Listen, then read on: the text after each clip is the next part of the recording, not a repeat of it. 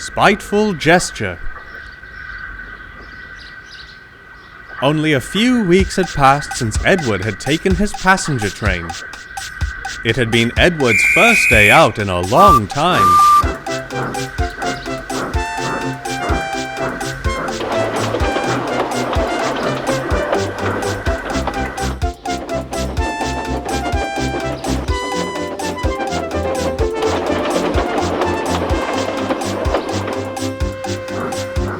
And almost all of the engines had given Edward their full support.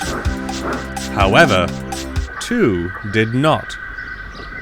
Gordon and 98462 were quite displeased with Edward.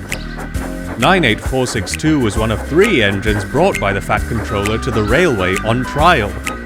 He didn't have a name, just a number, 98462.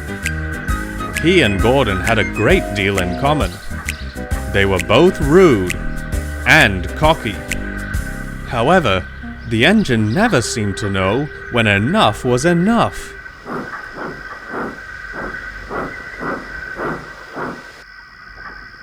"Ha! You finally managed to make it out of the station," cackled 98462 as Edward backed down into the sheds one night. Edward had just returned from his passenger run and was feeling quite proud. "What a useless engine you are, Edward. I'm sure we'll be hearing plenty of complaints from the passengers tomorrow. You must have been running late all day." The others gave 98462 a foul look, but Edward just smiled. "Actually, we were right on time. I'm very happy to be useful again," he chuckled. Edward knew that as long as he did not let 98462's words bother him, the engine wouldn't berate him for long. And soon enough, not getting any sort of reaction out of Edward, the big blue bully drifted off to sleep.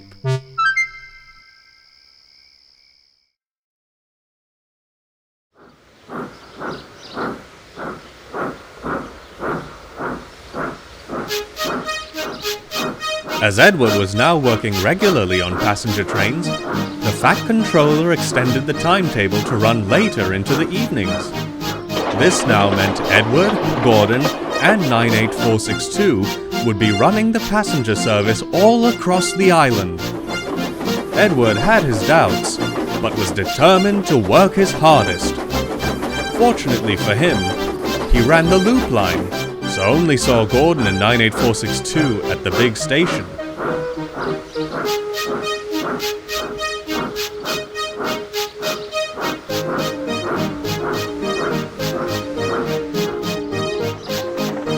The weeks passed.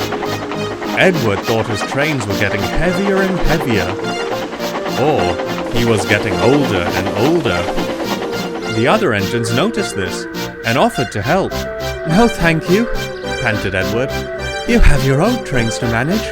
We can't upset the Fat Director's timetable."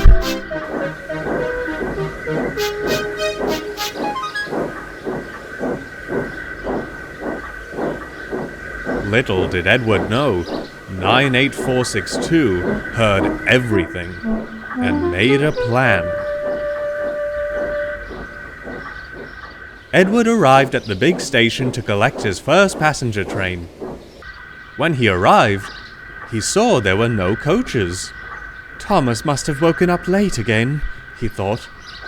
He was just about to collect some more when 98462 came hooting and wheeshing into the platform with Edward's coaches.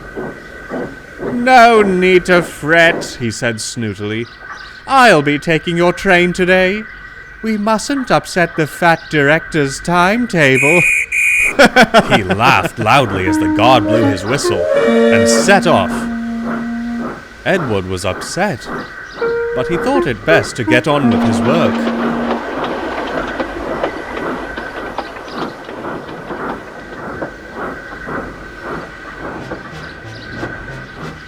That evening, Edward was backing into his berth as 98462 was boasting loudly. "We don't need Edward anymore.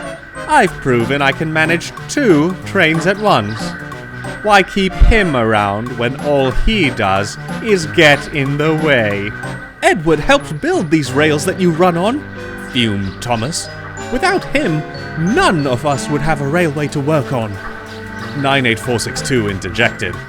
He's a thing of the past. Us bigger engines are faster, stronger, and more up-to-date than old iron. Edward finally gave up. He decided to take a stand against 98462.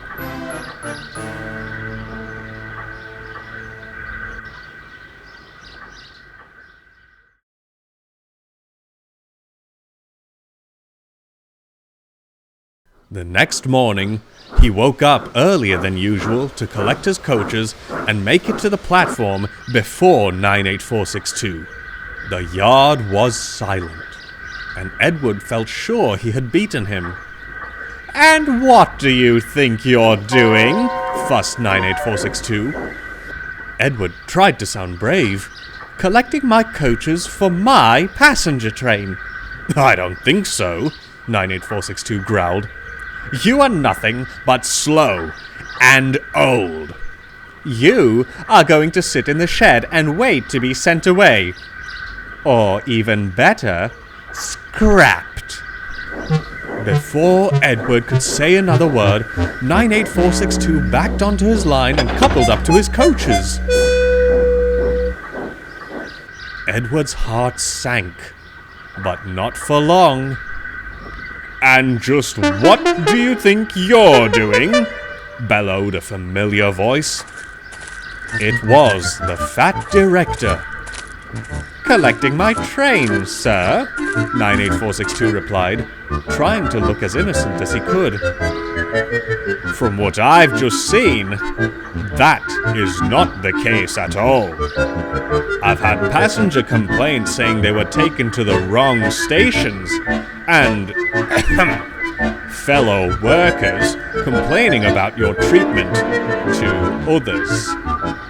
98462's face turned white as a ghost.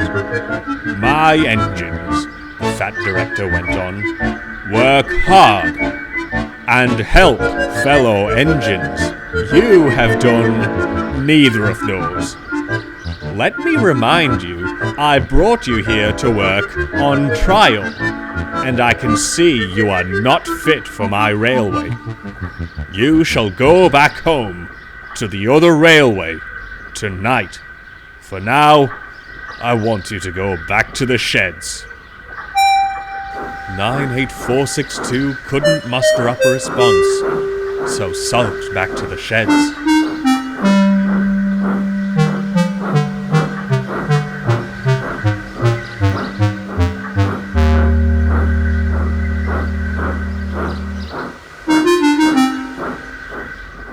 The fat director turned to Edward. "You must understand, Edward. You are one of my engines. You might not think so, but you are not alone on this railway. If you have any troubles, you must come and see me right away. Understand?" Edward could see from his warm smile that the fat director was told everything. He looked across the yard and saw Henry and Thomas smiling back. "Now, you have a train to pull. Then after that, I want you to have a nice long rest." "Thank you, sir," smiled Edward. As he set off, he felt his position on the fat director's railway was secure, and had no more troubles from that day on. That was until Gordon...